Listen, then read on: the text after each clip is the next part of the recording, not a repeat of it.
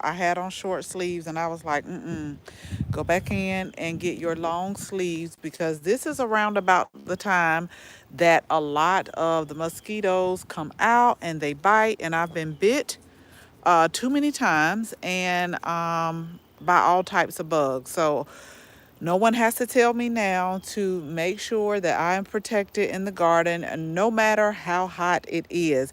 But I'll give everybody a second to come on in because, y'all, it's heating up here in Georgia. So as everyone is coming in, I'll give y'all a little background. My name is Auyanna from Auyanna Plants, where we teach new and beginner gardeners how to start, grow, and maintain a flourishing garden. And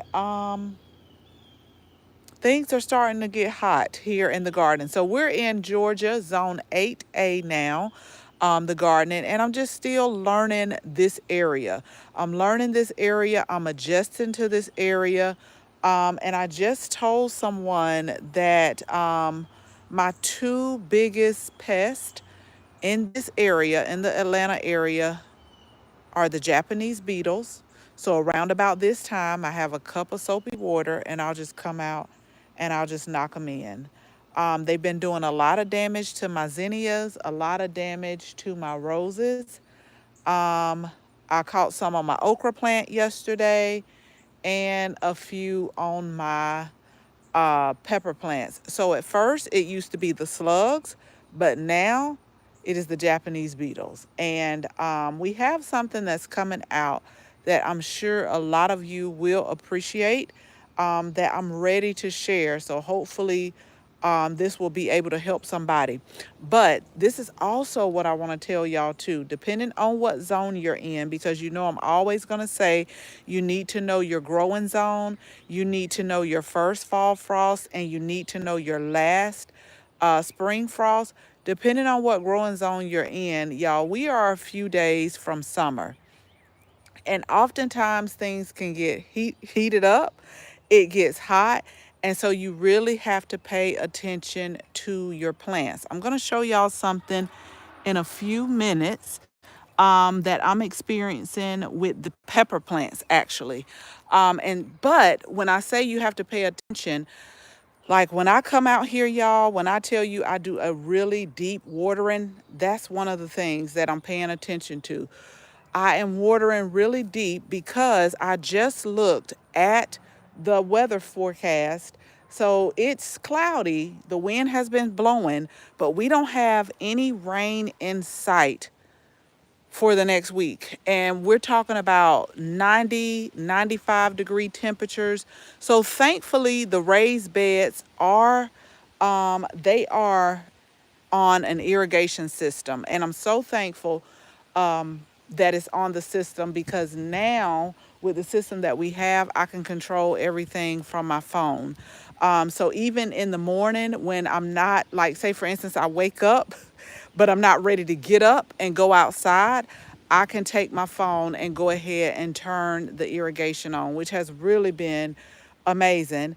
But I do have to come outside and I still have to water like what's in ground, what's in the bed. And so what I've been doing is I really have been trying to water deep when I water so that I don't have to water as often. But I do know that the temps are between 90, 93, 96. And so it's going to be like that for the next week. So you have to have a plan, especially during those summer months, y'all, to try to keep your plants. Y'all know I used to say when I was in Savannah, like during from now until probably towards the end of August is really essential. So I'm trying to keep my plants alive. But the main thing that has really helped me is the fact that we do have irrigation in the beds. But y'all, I still have a lot of containers that I have to go and hand water. I have a lot of, I'm building Pollinator Island right now. I don't have any drip irrigation ran. The berry plants are starting to take shape of their own. Now, I still have to go out and water them. Actually have to hand water them for the simple fact that I don't have a water spigot that'll reach that long. So I take my 2 gallon water and I just go over and water it. But eventually I'm going to have to think about, okay, what are some things that I can do to help me out with irrigation? Now, having irrigation in the raised beds is amazing already, but as you continue to grow your garden, you have to think about those things as far as irrigation. But this is what I wanted to show y'all because I know that it's getting hot and there's some things that we have no control over. So some of my pepper plants, so y'all, let me tell you, I'm loving this bed this week. And I noticed, let me tell y'all what I noticed about the marigold. If you look in our video, the June garden tour, and we put that up on Monday. These marigolds had a reddish tone to them, but I noticed the hotter that it's getting, it's taking on an orange tone. So that's good to know. This is called triple threat. And I asked you all, which one did you like the best? Did you like the triple threat or did you like the Proud Mary? Because I can't decide. But since then, since the garden tour that we have put out, we have had a lot of the sunflowers that have started to bloom. And what I can say is the bees are like all over it. So I'm putting the camera kind of close. I'm going to show y'all another plant where the bees are just all over it. Hopefully they haven't went in for the tonight, but this is called the Elves Blend that we started from seed. And so they're all different type of sunflowers, but most of them or all of them, they don't get over 2 feet, 24 inches. So that's why I like those. So I went to the garden center today and I'm telling y'all, they had sunflowers planted, I know had to be at least 10 feet. Like I was like, wow, that's amazing. So those are starting to bloom, but those hadn't bloomed yet in the video. Flooring Pro is, 90 imp, oh, PA. Don't tell me. Don't tell me what it is. I know what it is. Don't tell me what it is. But got the 70% sunshade out all week. Yes. I'm glad you brought that up about the sunshade because the shade cloth is really that can really help in the garden. And I'm glad you brought that up because I wanted to share with y'all. So I got pepper plants growing, right? And I started to look. So some of my peppers are starting to get what's called sun scald. That's how hot it is. And this is what it looks like. So this is from like the high temperatures and then like the sun, like that's what I was telling y'all a while ago. I know that a lot of these plants are sun loving plants, like your tomatoes, your peppers, your basil, your sunflowers. But when it gets over a certain degree, like between 95 and up, a lot of the plants stop growing or they'll slow down significantly. Like they'll really slow down. And then once it starts to cool back down, then they'll kind of start growing again. But we have sun scald on our pepper plants, and this is what it looks like. I saw a little bit on tomatoes, so it's really common in pepper and tomato plants. I saw a little bit on the tomatoes, but the thing about it is in order to put a shade cloth, so back in Savannah on my patio, I had containers that were I could be able to drape. I could drape that shade cloth over there during the hottest part of the day and it would be absolutely great. But see, I have a trellis and so I will have to build some type of system to where it goes above this trellis and over. But I'm glad you put that because if you're growing plants and you're able to drape a shade cloth over it, that will help significantly during this time with the shade cloth. That helps a lot in the garden. But right now, I'm just gonna have to go through it. I'm gonna have to go through it, and like I said, check on your plants. Like you're gonna have to check on them, make sure they stay hydrated, and I always say the strongest ones survived. I've had a couple of plants that are in the ground that I'm actually going to have to pull, because here's the thing that I learned about staying in Georgia too. A lot of things say full sun, right? but we get some sun. So oftentimes a lot of plants can benefit from what they call afternoon shade.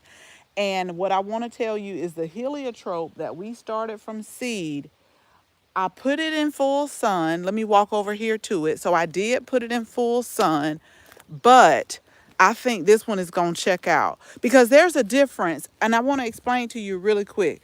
I think this was going to check out. I really do. Like the leaves came back yesterday, but I really think this is on its way to checking out. So here are the other heliotropes. And this is such a good smelling plant. We started these from seed. They smell like a little bit of vanilla and honey. It really smells good. And I've been taking my soapy water cup, y'all, all day long. This is why I come out here at night. Japanese beetle. I'm gonna let him go ahead and stay because I don't have my cup because I'm on live. But a cup of soapy water. I just been knocking them in there by the hundreds. Seriously, it's that bad. That's why I say I think Japanese beetles have really taken over. Like I don't even hardly see no slugs anymore. Not like I used to. Like they are taken over. But a lot of your plants can benefit from what they would call the afternoon sun. And so I'm writing this down because remember, this is really like our first summer here. So I know that we've grown heliotrope before in the garden, but in the garden in Savannah, it was a different spot. It was still full sun, but I mean, I have more plants of it right here. But I'm telling y'all, if you ever get to smell it, just if you ever get to try it, just smell it. It really smells good. And we have some right here, but I'm putting in my journal.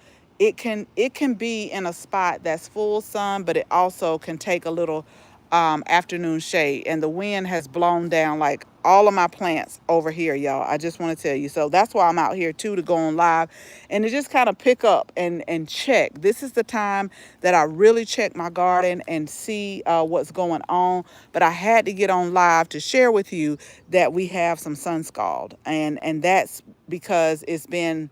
I think it's going to be like 92 tomorrow, but as the weekend gets near, I mean, it's going to be like 95, 97 degrees.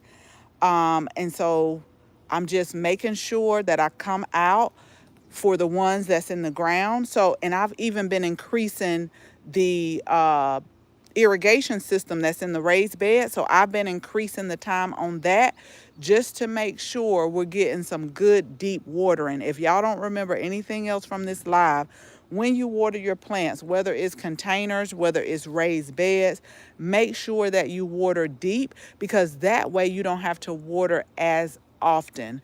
I don't water every day. But I noticed that when the summertime comes, like I will increase the time that I water my plants in the raised beds. And then I'll also just come out. A lot of times I'll take the hose and just start placing it in different sections. I'll walk away, go do something else, come back, move it right here for a few minutes so that I can water deep and don't have to keep watering every day. And I also try to go ahead and I try to water either first thing in the morning or in the evening time like this, because if you water like during the hottest part of the day, a lot of that water evaporates. So you don't want to be, doing things that you can avoid by having to like continue to water. So I wanted to share that with you as well. But yeah, I always like to tell y'all the good, the bad, and the ugly. I talked to someone the other day who really is getting frustrated with the garden. So I really like gave them a pep talk. I really gave them a pep talk because I'm like, hey, I got some things going on in my garden right now that I'm just like, oh my gosh, come on now. But everything is not going to be perfect in the garden. You're going to have some plants that do good. And the plants that do good, make sure you document that down because that way okay, I told oh gosh, who was I? I might have been on another live, but I remember telling someone if you're in a place like Georgia and it's high humidity, it's hot all the time, but you want a workhorse in the garden, get you some vinca right here. Like this is the one plant I don't care who, what, when, where.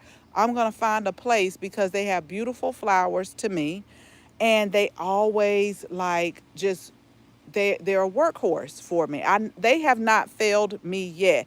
And one type of vinca I grew in Savannah, it actually reseeded and they start coming back up. So I had like free vinca plants. But if you are somewhere where it's hot, it's humid, it stays hot, get you some vinca. They have all different type of colors, and just grow those as well. But I got some things that are, giving me a run for my money in the garden, but you can't focus on that. That's what I was telling the person the other day.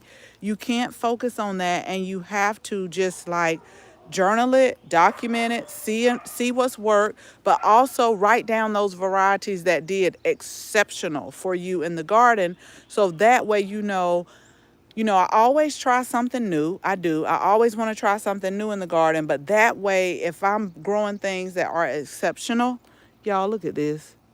I tell you, look at this right here. I think I better go get my cup of soapy water, because now they're taking big bites out of my big bites. I'm gonna come back for them. So I've seen two so far. I'm telling y'all, I at least had like over the last 2 days, at least well over 100. And that's part of the process too with gardening. I always tell people, when you don't use like synthetic chemicals on your garden, you're gonna have some pests. You're gonna have them, because they know the good stuff, and they go towards the good stuff. We try not to use synthetic chemicals. We do use like neem oil and BT and insecticidal soap, like soapy water, things like that. But as far as those synthetic chemicals, we don't use them, and they know that. They know that. That's why we have so many bees. We got so many bees that like visit the garden every day. I'm going to show you the bee balm that has bloomed. And I know I showed y'all a little bit the other day on a short, but some more colors have bloomed, and I think I'm blocking one of them. But let me tell y'all about the zucchini. When I tell you it's coming, a lot of people I know, that's what you're about to be getting for the summer. This is why I only planted one. I just harvested 3 this morning. Okay. I just harvested 3. You probably could see where I harvested at, but we got more coming. And then we got more coming right here. This is why I only plant like 1 or 2 zucchinis, because I always tell people that once it starts coming, it does not stop. So this is the zucchini. We started it from seed. Now the sunstripe squash, it's doing good. However, it's not as prolific to me as the zucchini. I think we've harvested maybe like 4 off there. So I see 1, 2, 3 more coming on here.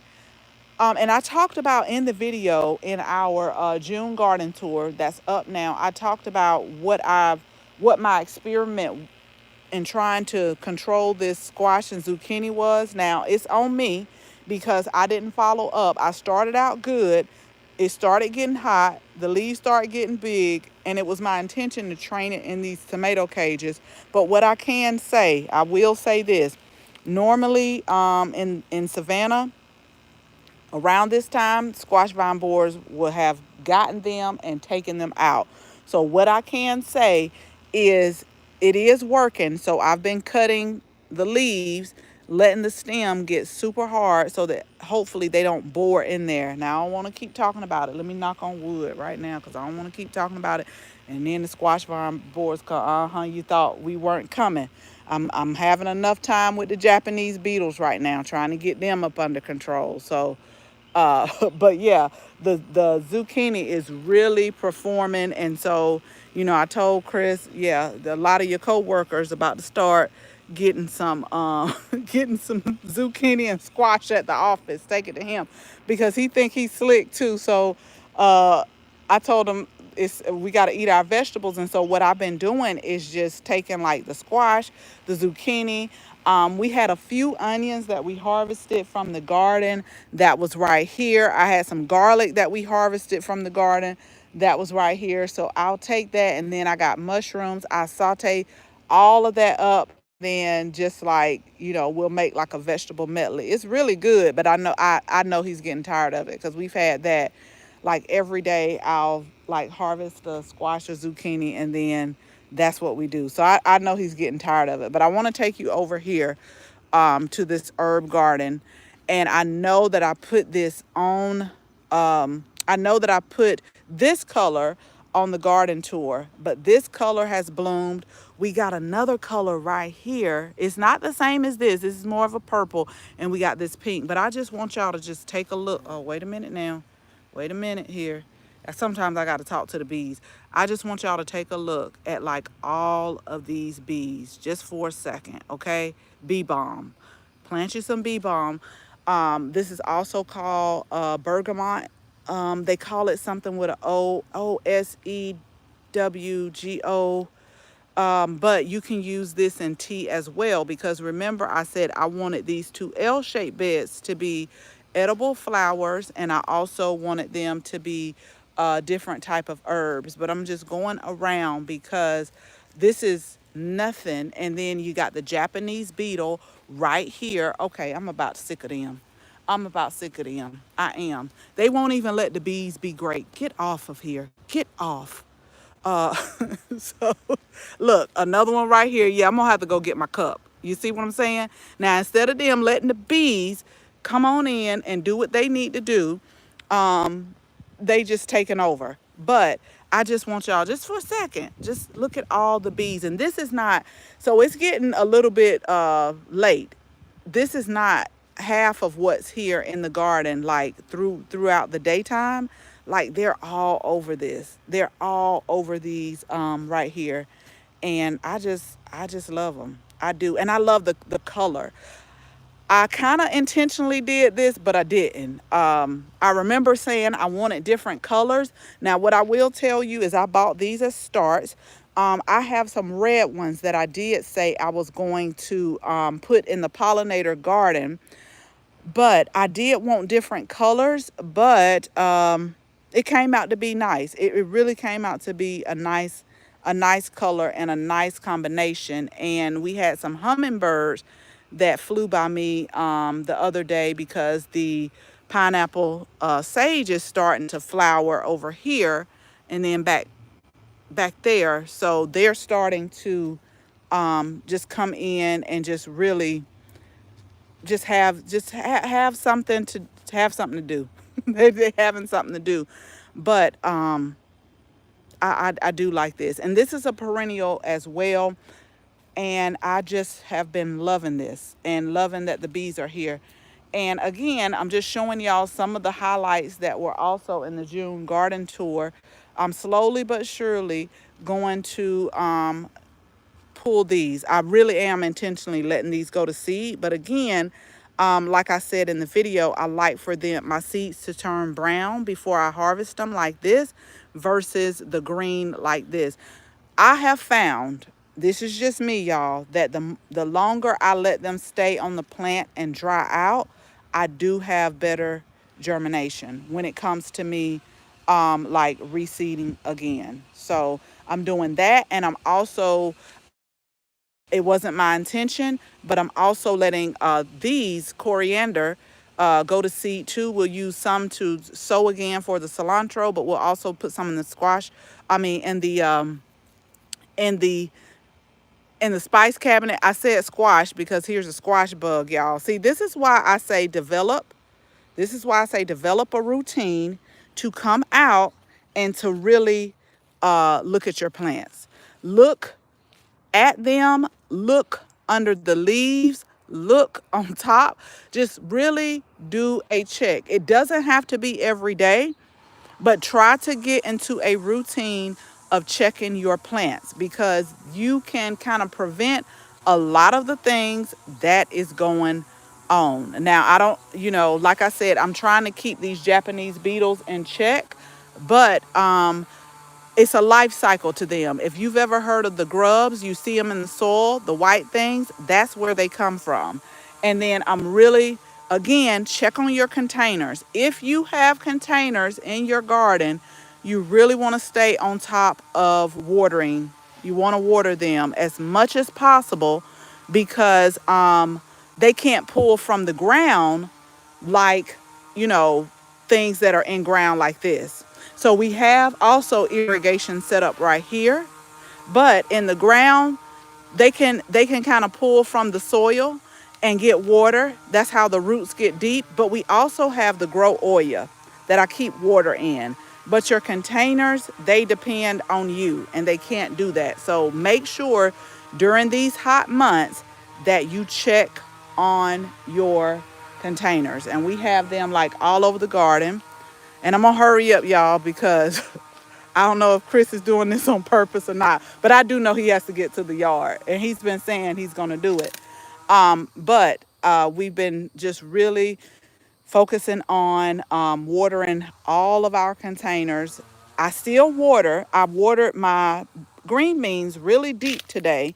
So these are green, yellow, and purple. It's a combination. I don't know which one is which. I know it was just a whole combo. So we watered these today, as you can see, and I made sure that I watered them deep. So I probably won't water these no more until maybe like Thursday or Friday. And then hopefully we'll see some green beans. But I'm also going to go ahead and kind of feed them too, as well, with a little light liquid fertilizer. But these plants are starting to become established. Just make sure that you still do a deep watering when you water. So I just wanted to share that with y'all. Check on your plants. Definitely check on them if they're in containers, because if they're in containers, you may have to water a little bit more often, because remember, the container depends on you. It depends on you for water. It depends on you for food. It depends on you to, keep the pest up on the check. Unless you have a self-watering container, but you still got to check that, especially in the heat of this summer, because that's why I'm trying to really hurry up and get everything that is in pots back here. I'm really trying to get it planted. And I'm going to tell you why. Because the smaller the container is, the more often I have to water. Like I have to water these twice a day. One of them they trying to get away from me. And I'm like, no, we're going to get these. And look at this, y'all. See what I mean? So I'm going to get off here because I got to go get my cup, because this is irritating me, because these beetles, they come out and they just wreak havoc. Like I've been having some nice rose blooms on some of them, but some of them they do. It's like they eat holes right in your plants, and I don't appreciate that from them. But again, check on your containers if nothing else. So I hope you all have a good night. I hope this was helpful. If you're not subscribed, go ahead and hit that subscribe button. Make sure you tap the bell. We're going to have something special coming really soon, because, again, we've hit 10,000 subscribers. And I'm super happy and I'm super thankful for each and every one of you and your support. And so I wanted to show my appreciation. So we have a giveaway coming soon, but we also have something else that we want to offer that I know that you're going to like. And I know that's going to be helpful. So you all make sure you stay safe, hit the subscribe button, and we'll talk again soon.